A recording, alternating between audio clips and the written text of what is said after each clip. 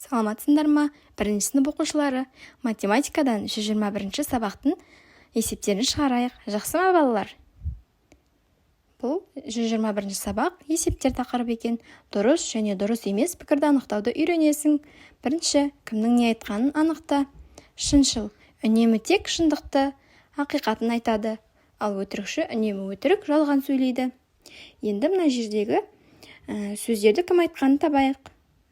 Асында 10-нан 8 азайтсақ 2 шығады.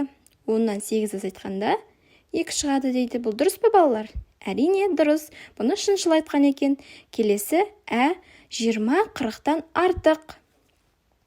Ал бұл дұрыс деп ойлайсыңдар ма, балалар? Әрине 20 40-тан артық емес, кем болады.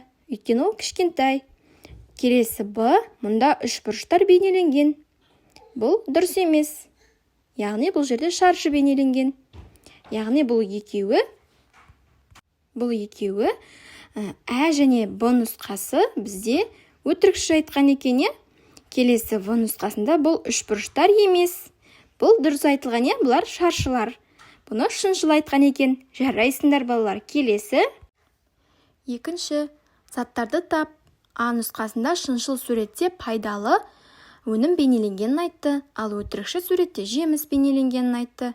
Енді А нұсқасында шыншыл пайдалы өнімді айтыпты. Ол жерде бізде пайдалы өнім қызанақ және алмұрт. Ол денсаулыққа пайдалы. Шыншылдың айтып тұрғаны ақиқат, шынайы. Ал өтірікші жеміс бейнеленген деп айтқан. Яғни өтірікші бізді алдап тұр. Бұл жерде бургер мен чипсы, яғни денсаулыққа пайдасыз заттардың бейнеленгенін өтірік айтқан бізге. Келесі есебін орындайық. Шыншыл суретте жеміс бейнеленгенін айтты.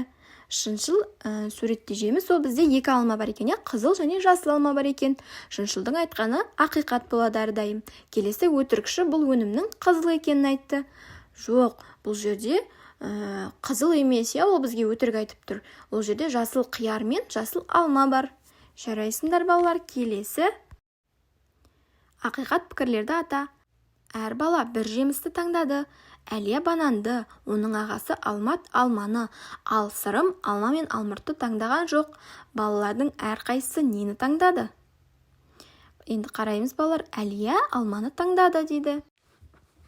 Әлия бананды таңдамаған. Оның ағасы Алмат алманы таңдамаған, ал Сырым алма мен алмұртты таңдамаған. Демек, Әлия алманы таңдапты. Бұл дұрыс екен. Келесі Әлия бананды таңдаған жоқ.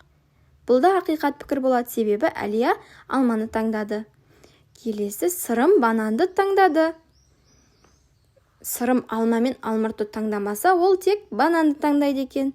Жарайсыңдар. Келесі Сырым алманы таңдаған жоқ. Бұл да ақиқат пікір болады. Себебі Сырым бананды таңдады, алманы таңдаған жоқ. Келесі Алмат алмұртты таңдады. Алмат алмұртты таңдады деген бұл жерде ақиқат болады. Себебі Әлия алманы таңдады, ал Сырым бананды таңдады. Бізге тек алмұрт қана қалды. Жарайсыңдар, балалар. Келесі есепті шығар. Сәуле, Таңшолпан, Айгүл мен Гүлім төртеуі тосап қайнатты. 2 қыз тосапты қарақаттан, 2 қыз қарлығаннан қайнатты. Таңшолпан мен Гүлім тосапты әртүрлі жидектен қайнатты. Гүлім мен Сәуле де тосапты әртүрлі жидектен қайнатты. Гүлім тосапты қарлығаннан қайнатты. Қыздардың әрқайсысы тосапты қандай жидектерден қайнатты дейді. Енді бізде бірінші Гүлімді айтып тұр. Гүлім тосапты қарлығаннан қайнатыпты. Енді қалған 3 қызды табайық. Таңшолпан мен Гүлім тосапты әртүрлі жидектен қайнатты дейді. Демек, Таңшолпан бізде қарақаттан қайнатыпты. Сонда Таңшолпан қарақаттан, ал Гүлім тосапты қарлығаннан қайнатты. Себебі екеуі әртүрлі, 2 түрлі жемістен қайнатқан екен. Келесі Гүлім мен Сәуле де тосапты әртүрлі жидектен қайнатты. Гүлім мен Сәуле бұлар да тосапты әртүрлі, яғни 2 түрлі жидектен қайнатқан. Сәуле де қарақаттан қайнатады. Ең соңында қалған бізде Айгүл. Айгүл сонда Гүлім мен бірдей жемістен қайнатқан. Ол қарлыған екен. Жарайсыңдар, балақайлар. Енді осы кесте бойынша Сәуле қарақаттан, Таңшолпан қарақаттан қайнатқан, ал Айгүл мен Гүлім қарлығаннан тосап қайнатыпты. Бесінші, есепті оқып, оны шығар. Барлық жеміс әртүрлі түстегі тәрелкелерге салынған. Алма жасыл түсті тәрелкеге салынған жоқ. Қайсы қандай тәрелкеге салынғанын айт. Алма жасылға салынбаса, онда сары түсті тәрелкеге салынған. Ал алмұрт қызыл тәрелкеге салынған. Лимон жасыл тәрелкеге салынған. Себебі әрқайсысы әртүрлі тәрелкеге салынған. Жарайсыңдар балалар, сау болыңдар.